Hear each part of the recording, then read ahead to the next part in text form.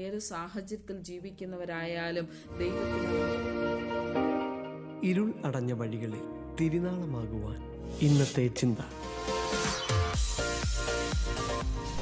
Praise the Lord. Excel മീഡിയയുടെ ഇന്നത്തെ ചിന്തയിലേക്ക് ഏവർക്കും സ്വാഗതം. നാം ചിന്തിച്ചുകൊണ്ടിരിക്കുന്ന ഭാഗം ആമോസിന്റെ പ്രവചനമാണല്ലോ. ആമോസിന്റെ പ്രവചനം 4-ാം അധ്യായമാണ് നാം ഇന്നത്തെ ചിന്തയ്ക്കായിട്ട് ചിന്തിക്കുന്നത്. ആമോസ് എന്ന പേരിന്റെ അർത്ഥം തന്നെ ഭാരം വഹിക്കുന്നവനെന്നാണ്. മത്സരികളായ ഇസ്രായേൽ ജനത്തിന്റെ പാപഭാരം വഹിച്ചുകൊണ്ട് ആമോസ് ഈ പേര് അനർത്ഥമാക്കുവാനിടയായിത്തീർന്നു.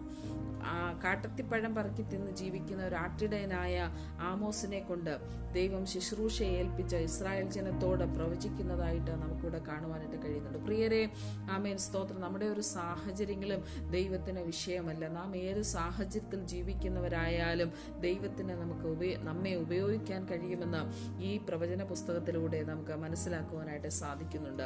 ആമേൻ. വളരെ ഘനഗംഭീരമായ ചില പ്രവചന ശബ്ദങ്ങളാണ് ആമോസിനെ കൊണ്ട് ദൈവം പറയിക്കുവാനിടയായിത്തീർന്നത്. സ്തോത്രം.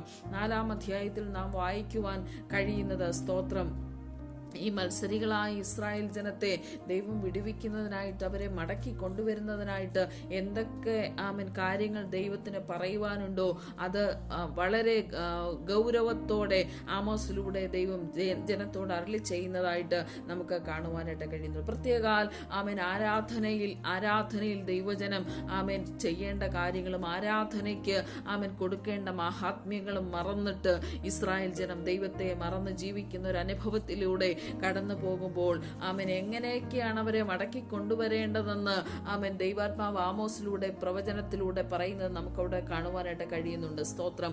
അവർ കടന്നുപോയ ഭീകരമായ അവസ്ഥകൾ, ദൈവത്തിൽ നിന്ന് അകന്നുപോയ അവസ്ഥകളിൽ നിന്ന് അവരെ മടക്കി കൊണ്ടുവരുവാനായിട്ട് ദൈവം ശ്രമിക്കുന്നതായി ആമോസിലൂടെ പ്രവചന ദൂതുകൾ അറിയിക്കുന്നതായിട്ട് നമുക്ക് കാണുവാനായിട്ട് കഴിയുന്നുണ്ട്. സ്തോത്രം.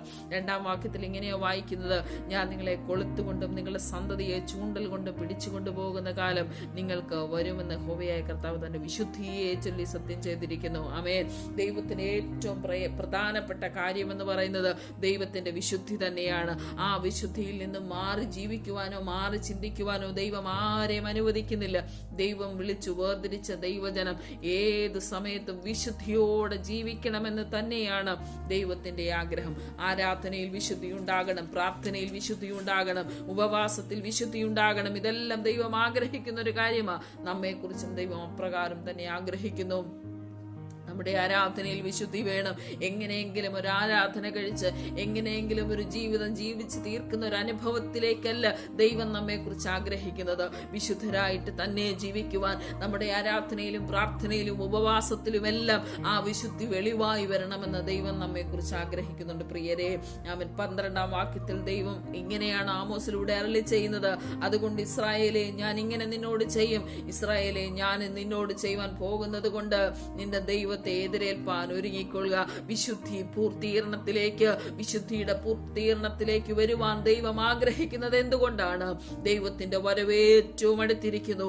ആമേൻ. ഞാൻ പോയിട്ട് മടങ്ങി വരാമെന്ന് യേശു കർത്താവ് അരുളി ചെയ്തെങ്കിൽ, നമ്മെ വീണ്ടെടുത്ത് നമുക്ക് വേണ്ടി ജീവനെ തന്ന് നമ്മെ വീണ്ടെടുത്ത് വിശുദ്ധിയിൽ നിലനിൽക്കുവാൻ നമ്മെ പ്രാപ്തരാക്കിയ ആ കർത്താവ് മടങ്ങി വരുവാൻ പോകുന്നത് കൊണ്ട് വിശുദ്ധിയോടെ നിലനിൽക്കേണ്ടത് ഏറ്റവും അത്യാവശ്യമായിരിക്കുന്നു. വിശുദ്ധരെ ചേർപ്പാൻ ആണ് യേശു കർത്താവ് മടങ്ങി വരുന്നത്. അതുകൊണ്ട് പ്രിയരെ, എന്നെ കേൾക്കുന്ന പ്രിയപ്പെട്ടവരെ, ഞാൻ നിങ്ങളോട് വളരെ താഴ്മയായിട്ട് ഓർപ്പിക്കട്ടെ, നമ്മുടെ ആരാധനയും നമ്മുടെ പ്രാർത്ഥനയും നമ്മുടെ ജീവിത രീതികളും എല്ലാം വിശുദ്ധിയോടെ കാവൽ ചെയ്തുകൊണ്ട് ആ ദൈവത്തെ എതിരേൽപ്പാൻ നമുക്ക് ഒരുങ്ങാം.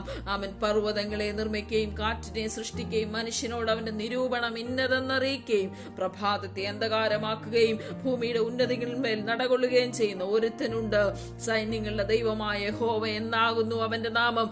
ആ ദൈവം വിശുദ്ധനാകിയാൽ നാമും വിശുദ്ധീകരിക്കപ്പെടുവാൻ ദൈവം ആഗ്രഹിക്കുന്നത് കൊണ്ട് വിശുദ്ധിയിൽ ജീവിക്കുക നമ്മെ തന്നെ ഒരുക്കാം. ആ ദൈവത്തെ എതിരേൽപ്പാൻ നമുക്കും ഒരുങ്ങാം. ദൈവം ഈ വചനങ്ങളാൽ നമ്മെ അനുഗ്രഹിക്കുമാറാകട്ടെ. ആമേൻ, ആമേൻ.